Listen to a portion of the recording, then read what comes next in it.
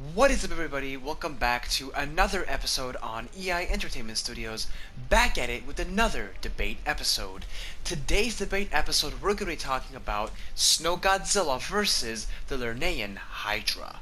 So here's the plan, folks. We're going to go over both of these two giant monsters. We're going to go over their backstories, abilities, pretty much all the specs, and then we're going to put them up against each other in a death battle. So the cool thing is, this time we're going to be focusing on Greek mythology, the Lernaean Hydra. Now, the Lernaean Hydra, obviously, here's the deal. When I do my debate videos, most of the time, or at least a very, very high percentage of the time, what's going to happen is I come up with the backstories. Obviously, I'm not going to alter Greek mythology, we're going to keep it as original as possible. So, I'll in the description below, I will give you the link where I got the details from for the Greek mythology. Without further ado, though, let's begin with the backstory of the Lernaean Hydra.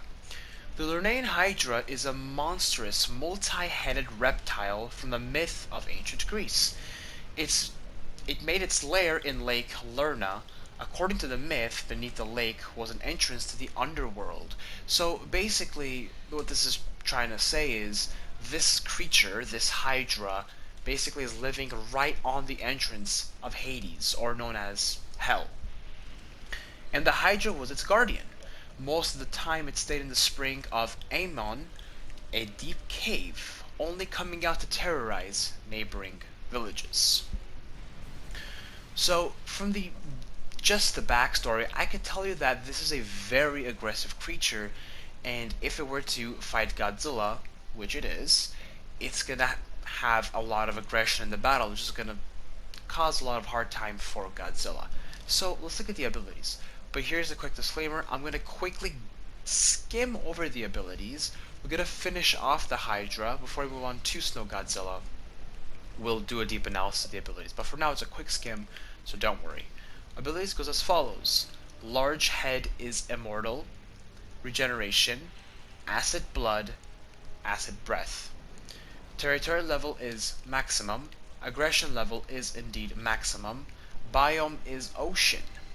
Now, for the height, it did have to be altered a little bit, so this fight would be a bit fair. As we know, the Lernaean Hydra is about 13 meters tall, so for this debate, we made him 100 meters tall, almost as tall as Godzilla.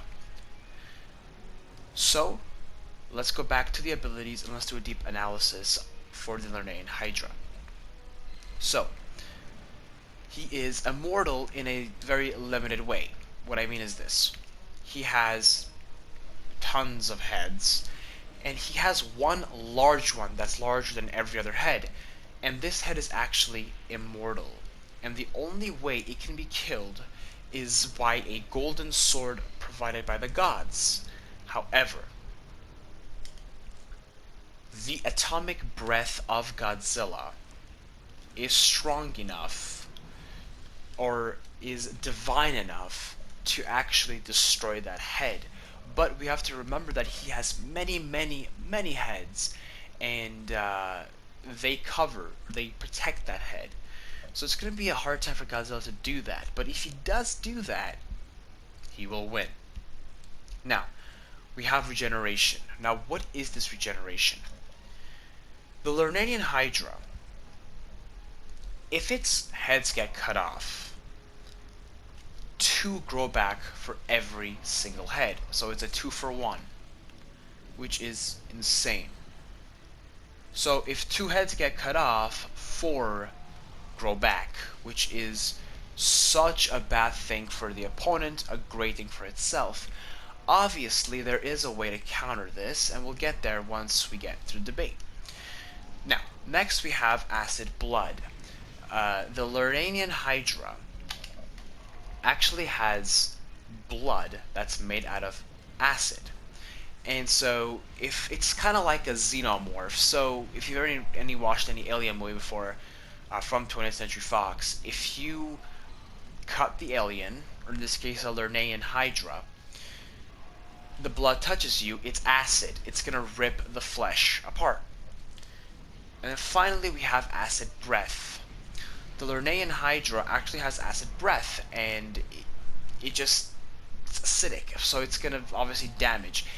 Here's the thing though, with Godzilla himself, the skin being so strong, I don't think it's gonna cause any like damage as in critical, but if it's done enough, of course. But on the small scale, it's not too bad. Anyways, this sums up the Lernaean Hydra. Let's move on to Snow Godzilla. Now, Snow Godzilla is a fairly new Godzilla. It's actually the newest Godzilla of all Godzilla incarnations from a new anime film. Now, this Godzilla is so different because it can actually travel to different dimensions via these glowing particles. And throughout this debate, we're always going to assume that these glowing particles are going to be active. So basically, Snow Godzilla is a creature that lives in a different dimension than what this film that he's in takes place, which is Shimkelian. And when Konbu Tunnel releases a large amount of glowing particles, it creates a chain reaction and it sends Snow Godzilla to wherever it needs to be. So this is an interesting Godzilla that can time travel, technically, or travel in dimensions. And he is a big one. Now, let's go over the abilities, as in let's skim them, same way. We're going to skim over them, finish everything off, and we'll do a deep analysis. So, first of all, he has massive amounts of strength, and that's because he is humongous. Humongous. But let's hold on for now. Like I said, we're just going to skim over everything. I'm not going to go into detail yet. He also has an atomic breath, regeneration, and teleportation. Territorial level is medium. Aggression level is indeed maximum. Its biome, it can survive different dimensions due to the glowing particles, and its height is approximately 118.5 meters tall. Okay, now let's go back to the abilities. So, Snow Godzilla stands approximately, as I said, 118.5 meters tall, which is humongous. Because of that sheer strength, Snow Godzilla is big, so that means he has brute strength because of size. That's why he has a massive amount of strength. Atomic breath, just like any other Godzilla, Snow Godzilla has an atomic breath, and it's not the most strongest atomic breath out of all Godzillas, but it's there and it can damage a lot.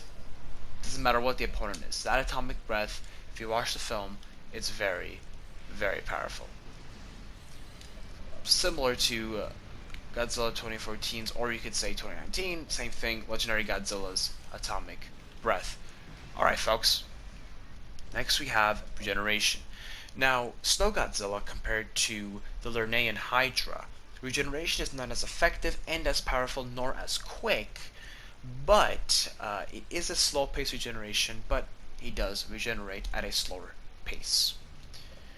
And finally, we have Teleportation. He can teleport from dimension to dimension or place to place via these glowing particles. So, assuming that he's in front of the Hydra, he could teleport behind it anytime he wanted to, as long as the glowing particles are indeed active. Okay folks, that will sum up both of these kaijus. Now, we can put them up against each other in a death battle. So here's the plan. We're going to go a close range battle and a far range battle. So let me explain why I do this. The close range, well, it's just close range. It's all out attacking war, face to face, they're just killing each other. Far range is actually very unique. It ultimately tests the opponent's abilities, and we limit them and see how they could survive and attack each other with limited amounts of abilities. It's a very good way to find a good winner throughout all of this whole process. So we're gonna do far range first and then finish it off with close range. So these kaijus cannot come closer than 700 meters apart. No way. Nowhere closer than that. Now, we're going to see what abilities the Lernaean Hydra can and cannot use when it's limited to 700 meters apart. Immortality of the large head. Yes in defensive, no in offensive. Regeneration, sure, you can keep on regenerating, but it's only a defensive for now, because remember, you cannot get close to the opponent. Acid Blood will not travel 700 meters. Acid Breath will travel, and the only thing he can use is the Acid Breath for long range. Okay, folks, now we're gonna do this. Let's see what Snow Godzilla can and cannot use. Massive amounts of strength, defensive sure, offensive no. Atomic Breath, yes. Regeneration, yeah, why not? Doesn't matter how far the opponent is. It's a personal thing. And finally, Teleportation.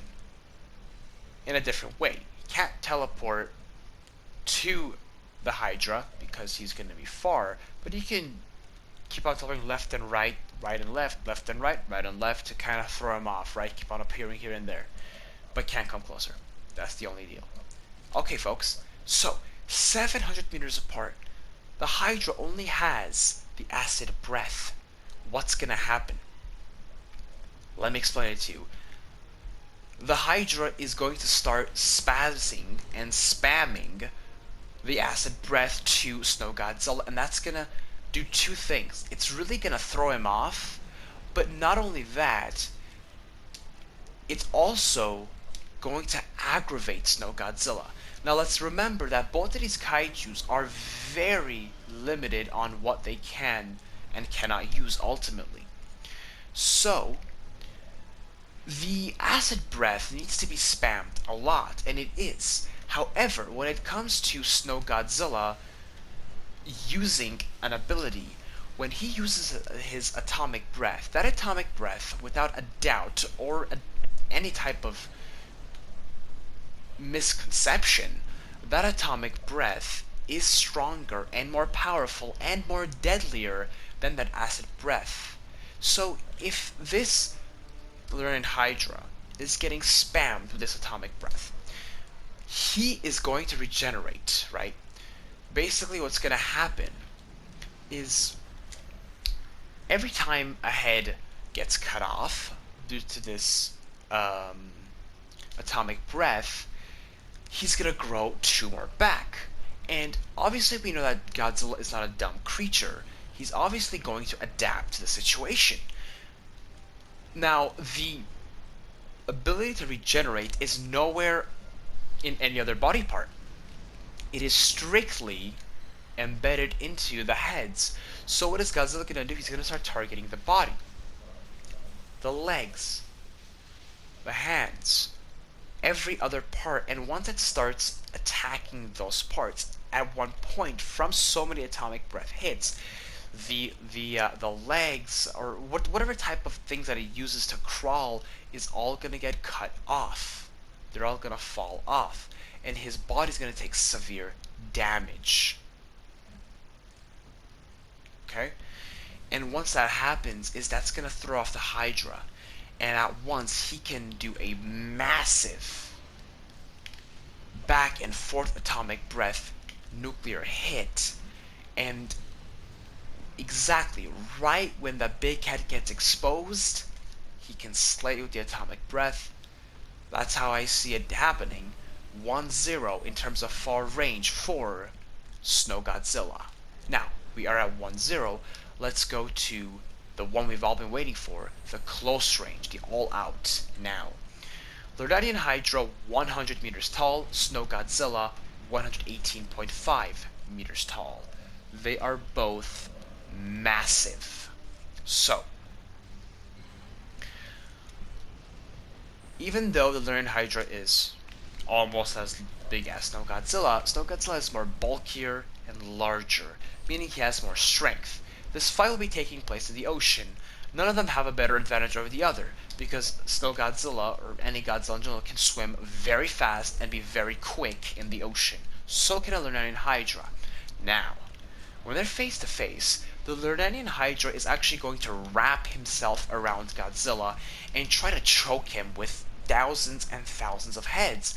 And it's going to be very functional until he uses that. Every time it happens, he's going to use his atomic breath and he's going to break free. And the Lernaean Hydra might get that hold back again, and he's going to break free again. And who's to say he's not going to claw, he's not going to tail whip, and it's going to start causing a lot of damage on the other parts of the body of the Lernaean Hydra. And in a response, assuming that he rips into the flesh of the Lernaean Hydra, we will have acid blood pouring onto Snow Godzilla, and that one is a big one, and it's going to cause a lot of damage to Snow Godzilla. So after all of this, if the Lernaean Hydra again gets a hold of Godzilla, he can do a combo of not only choking him, but use the acid breath and acid blood to its advantage, and just keep on basically smushing him between those heads. And even though the atomic breath can be used, I think that acid blood and acid breath are really going to get Godzilla there. Especially that it's like a slimy serpent. They're very sneaky, they're very slithery, and it's going to have a lot of, I think, problems for Godzilla. And I actually had a lot of viewers before this video came out were expecting that in a close range the Lernaean Hydra would take the win. And from what I'm trying to be unbiased as possible without giving favor to Godzilla or the Hydra, I honestly do believe from what I just said the Lernaean Hydra will win when it comes to a close range battle. So it's going to be actually 1-1. So what we're going to do is we're going to go to overtime. We're just going to rate them off their abilities. That's what overtime is. So let's start with the Lernaean Hydra. Abilities goes as follows. Large head is immortal. Regeneration, 2 for 1. Acid blood, acid breath. Now let's go to Snow Godzilla. Oh, and by the way, let me explain one more thing too. When I said that the Lernaean Hydra would win, I obviously did not forget that Snow Godzilla has the ability to go to different dimensions. If he is in hold, he can only do this if he's focused, correct? So with this hold, that's not going to work. Therefore, that's why the Lernaean Hydra won. I want to clarify that. Anyways, let's go back to the abilities for Snow Godzilla. Massive amounts of strength, atomic breath, regeneration, and teleportation. Off of these two abilities, or abilities of these two kaijus, I'm gonna have to go with the Lernaean Hydra because of that immortal head and the regeneration. I really like that. So 2-1 due to overtime. Obviously, this is just my opinion. You could debate me in the comment section below. Thank you so much for watching. If you enjoyed this, please consider subscribing. And as always, have a wonderful and great day. See you guys next time.